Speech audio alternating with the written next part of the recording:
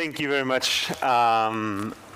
Great to hear all this, your introduction, and then really think about how to get lucky, right? We missed the song, right? The Get Lucky, right? That was the cue I was waiting for. Thank you very much for this opportunity. Thank you for the invitation in PMA, Rose, Richard, Harvey. It's really great to be here. When I got the opportunity to be invited to Amsterdam, I said, yes, I want to go to Amsterdam.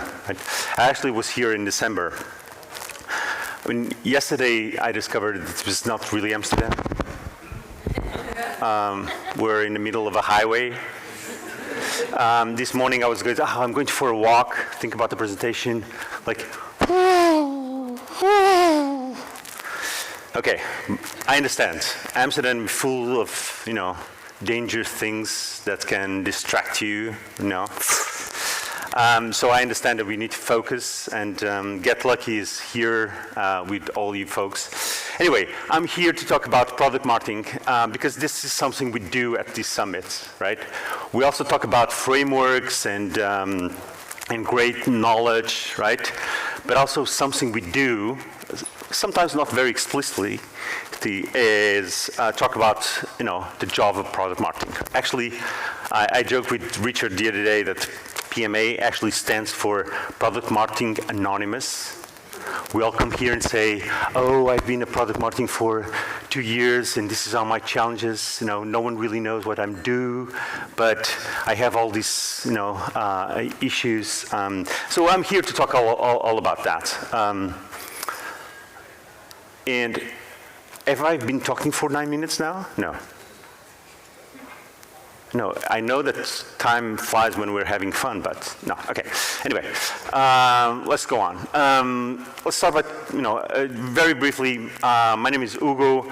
I come from Lisbon. I was born in the 70s. I know, doesn't look like.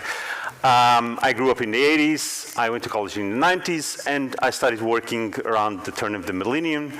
I'm married, have 2 kids, and a dog called Ziggy. So,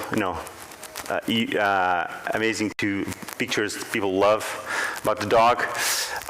Always good to connect. And I live in Lisbon, Portugal. I actually started by being an engineer and look. I'm sorry, I'm going to interrupt you a little bit because your mic is going through your beard, and that's very hard to listen to. Okay. That's a little bit better. All right. Hopefully. It's better now? Okay. You should have told me. Come on. It's an open conversation. We're here together. We're PMA Anonymous, right? Okay. I actually started to study engineer. I wanted to know how machines work, how computers work. But then actually I fall in love with humans, how humans think, right? And that led me to marketing and to business. That's what I really am passionate about. And over 25 years of experience, that I've worked in many different sectors, many different types of companies, from global multinationals to seed stage startups and everything in between. I did many different kinds of roles, but most of them around marketing, right? And product marketing is really something that encapsulates a lot of what I love doing. I'm currently at PandaDoc, B2B SaaS startup for SMBs, and I also advise some startups in marketing and go-to-market. Anyway, enough about me. Like a good product marketer, first a disclaimer, everything I'm going to say, it's my responsibility, doesn't reflect any views of my dog, my kids, or anyone related to me. I'm going to use amazing data from PMA. They do an amazing job, but of course, it's not about them, it's about product marketing, and it's about us, right? Like good product marketer, we start with a story. We like to use stories. So who knows the story of Icarus? Raise your hand. Okay, many people do. Great, I'm going to simplify it, right? So Icarus, right, was the son of Daedalus, right, back in the days of ancient Greek. Daedalus was a very inventive craftsman, And he was asked by King Minos from Crete to build a complicated maze, a labyrinth, where he would put this fantastic creature, the Minotaur, was half bull, half human, a crazy story. Let's not go there.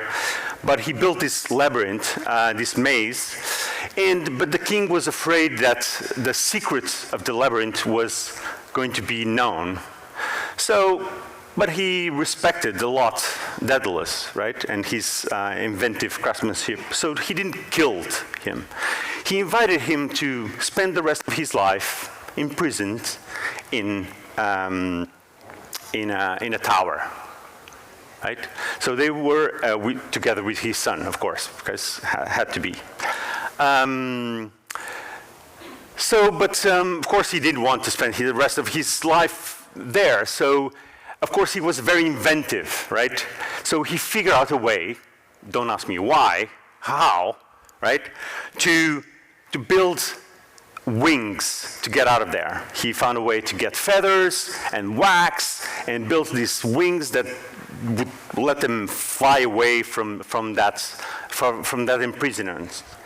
And with that, he explained his son Icarus, that was excited. Yes, of course, I don't want to spend my life here and, don't spend my life with my buddies and drinking beers and watching soccer, whatever. I can get away and spend my life with my father here in prison in, some tower. Let's do that. He told his son, okay, this is the plan. We're going to put these wings, and tomorrow morning, we're going to fly away from here and run away. But we need to be careful, right? These are still in beta, right? They're not very stable product. You need to be careful not to go too low near the sea because the humidity will ruin the wings, and too high to the sun because the heat of the sun will melt the wax and will destroy the wings. Yeah, okay. Yeah, let's do it. Can we go now? No, we're going tomorrow morning, okay? So we have this dad that, knows how things work and is counseling his son how things are going to work, planning carefully how this is going to play out. The next morning, they put on the wings and they actually fly away, they run away. And what happens?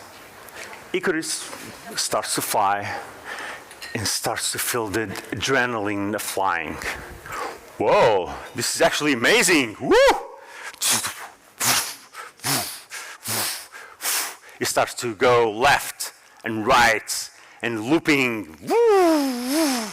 This is actually cool.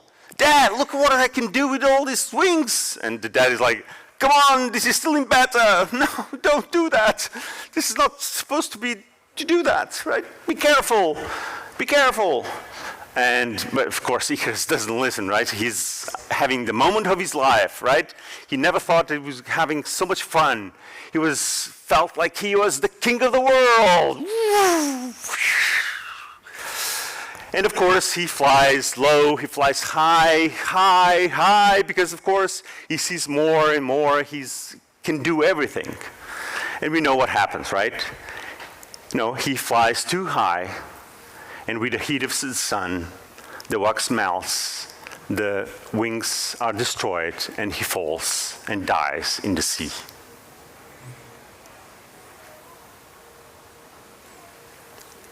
That's the fatal death of Icarus.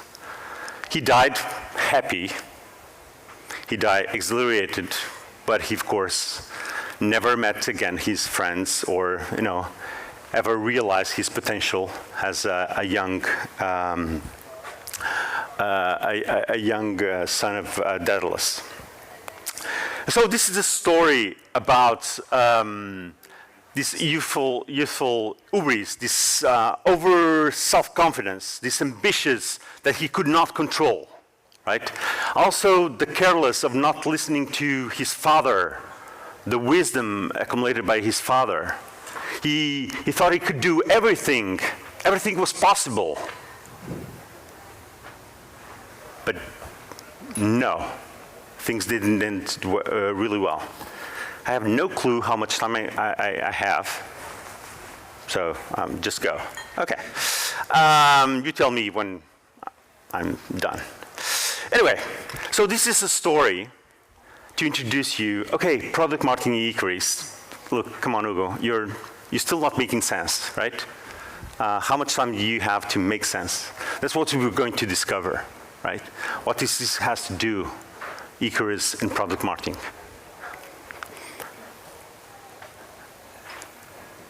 Does everyone knows about this, the PMA framework?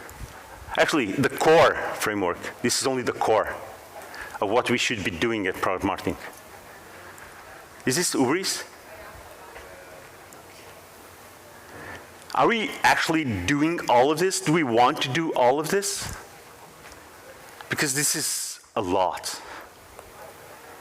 And now we have a way to explain what we do, or all our scope, like 10 different strategies to build, 20 things to define, 20 research methods, 15 OKRs and KPIs, you know, the whole periodic table.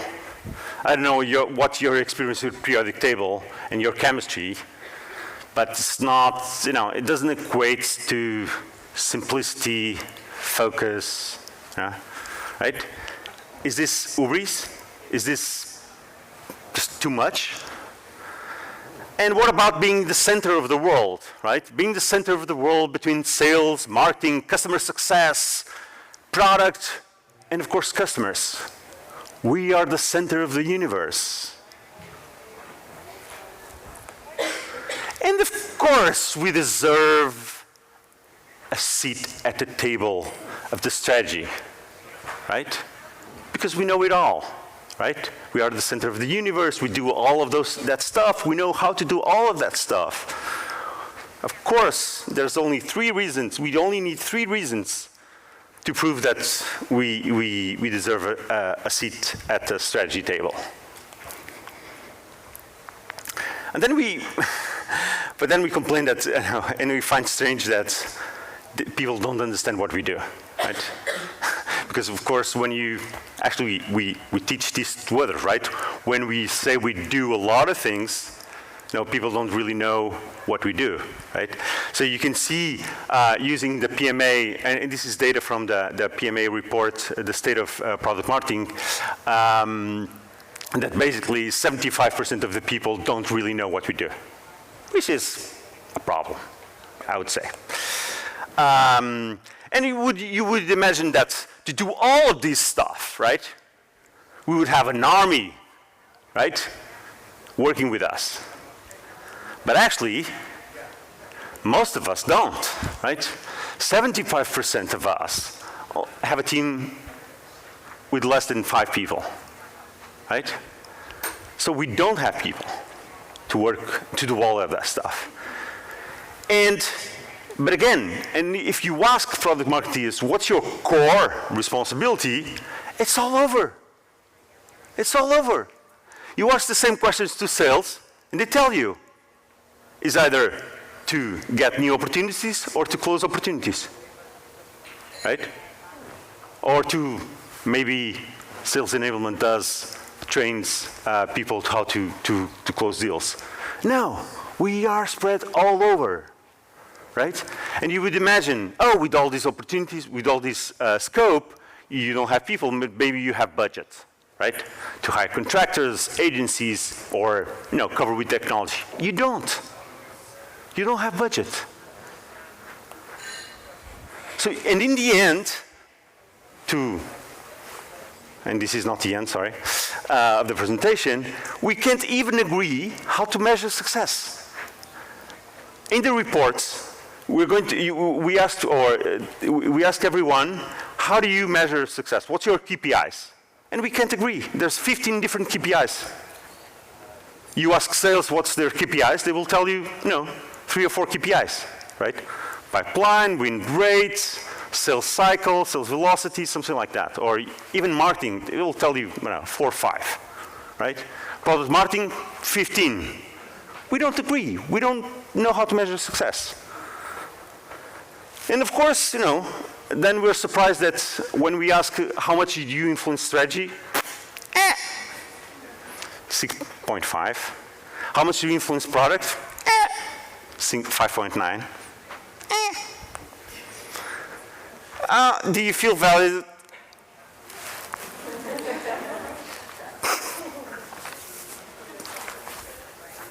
Sometimes.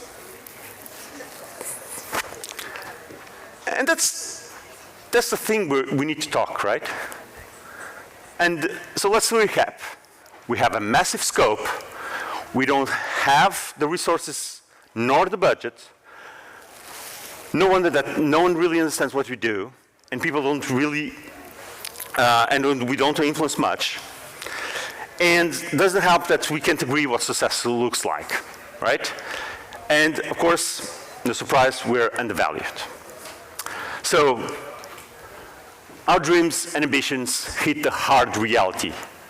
We're stuck in a downward spiral of low resources, increasing scope, and no measurability. Sorry to start your day like this. This is supposed to be fun. But you know what? It will only get better, right? It's going to be fun. Okay. Oh, now it's counting down. I have 11 minutes. There's only 10 minutes to go. It's going to be fun. It's going to be fine. Okay? But there's more. More, Ugo. Come on. It's enough. It's enough. This is painful. Okay. Just a small detail, right? There's this saying that the shoemaker's son always goes barefoot. In Portuguese, you say it the other, another way. But I think that's how you say it in English. I think we also have a naming and positioning problem. Sorry. Yeah. We should know how to do this. But actually, no. What do you mean product marketing? Do you mean product to marketing? Or is it product and marketing? Or maybe marketing about the product? No one really understands from the name, right? That doesn't help. And the most interesting thing is like how PMA, sorry to hear on you again. By the way, thank you for the invitation. I still love you and you do an amazing job and learn a lot from you. Let me read. Product marketing is the driving force behind getting products to market and keeping them there. Product marketeers are the overarching voice of the customer, masterminds of messaging, enablers of sales, and accelerators of adoption. All at the same time. Voice of the customer, messaging, sales enablement, product adoption, all at the same time. That's not how you do positioning. Positioning is about choosing one thing you're good at, one thing that you remember, right? And let's not go over this again, right? So we can do a better job, okay? So can we agree we have a problem? Yes. You're quiet, I know, but I'll do the talking, right? I know you're depressed, I understand. I'm already used to this content because I practiced, so I don't get depressed anymore. So what now, right? So I could say just, oh, I'm here to talk about the problem, not the solutions. No, I love this quote from All Rise and Jack Trout. Do you know who All Rise Jack Trout is? The guy from Positioning, you should know. Just raise your hand. The guys that wrote Positioning, the book, and then many other books, but coined the term positioning. And they have a saying that don't try harder, try different. I love that and constantly remind myself in situations when I get stuck. And I think we need to try that. Then I think about there's no try. There is no try, do or not do. I think we need to experiment new things. So I bring two proposals. right? So you then get hanged. We don't get stuck here on the problem. I bring here two proposals for us to discuss, or so just to kickstart the discussion that in the next 2 days. One is divide and conquer. Is one of the proposals. So we need to break it down, right? Like big tech. Break it down. Product marketing is too much. Let's break it down in two, at least. And let me talk about, one is MIS and another is GTM. MIS is Product Intelligence Strategy. It's about, it should report to the CPO and share product goals. So it takes the product side, more the product side, shapes the product and company strategy. So it's much more strategic in that sense. It owns customer and marketing intelligence and owns concepts like ICP, segmentation, personas, and the positioning, the product positioning. And has a mindset and a perspective much more mid to long term, like the product, right? So it's less about quarterly goals, or it's much more about where are we going as a company, as a product, and our strategic vision.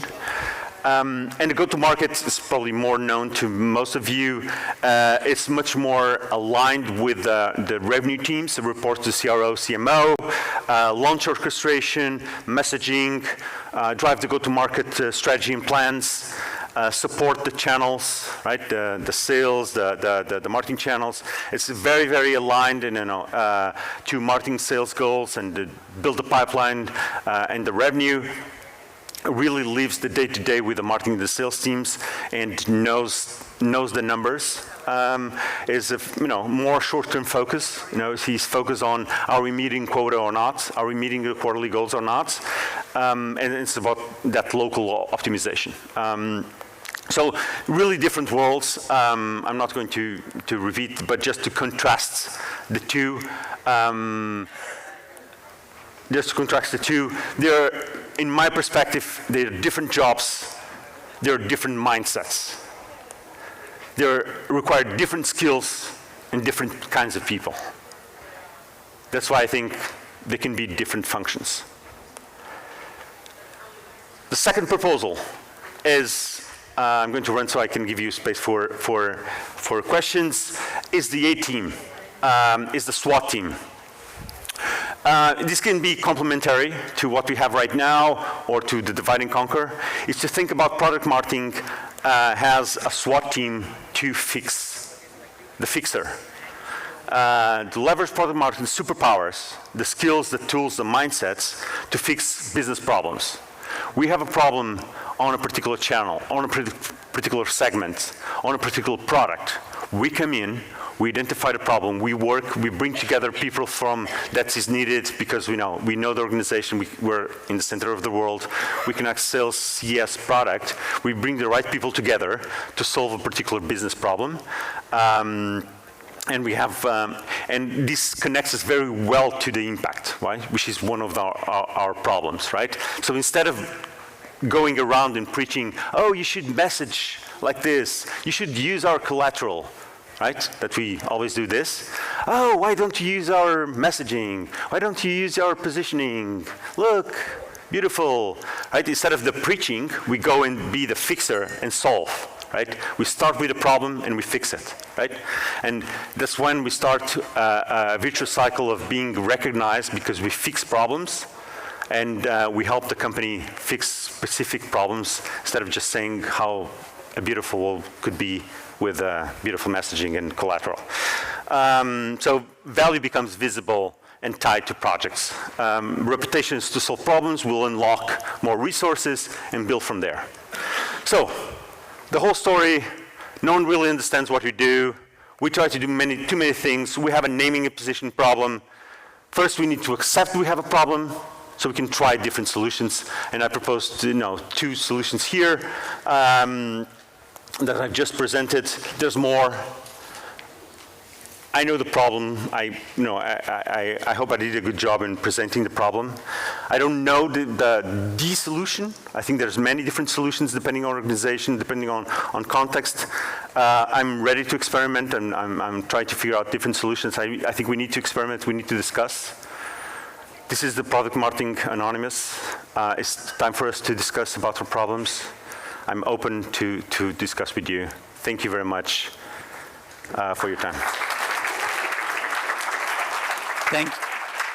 Thank you, Hugo. Just a reminder, we will be using Slido, so slido.com for asking questions. So don't be shy, go to the website. Now let's see on the screen if we have any questions for Hugo. Definitely interesting to hear about the wax wings. I think a lot of people here can relate to that, so that was a very interesting one. So first question, do you have advice for progressing your career? Is it better to specialize in go-to-market, for example, or stay as a generalist PMM?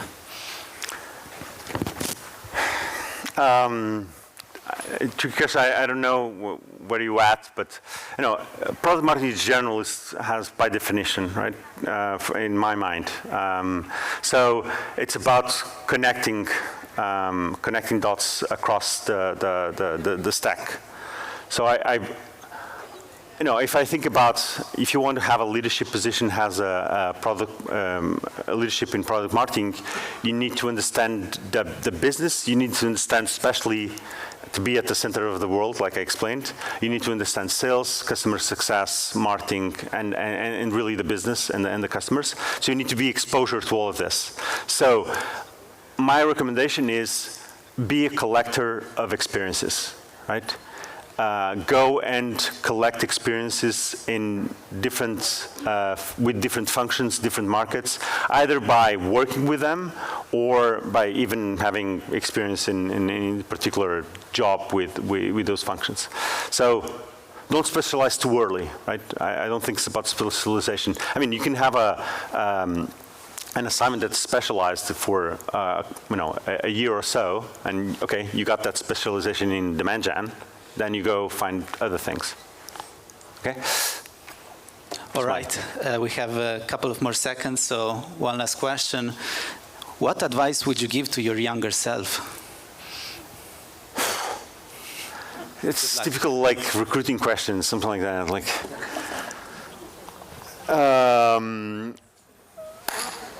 I would, one thing I regret is not go abroad sooner, explore more of the world. I think that's one thing.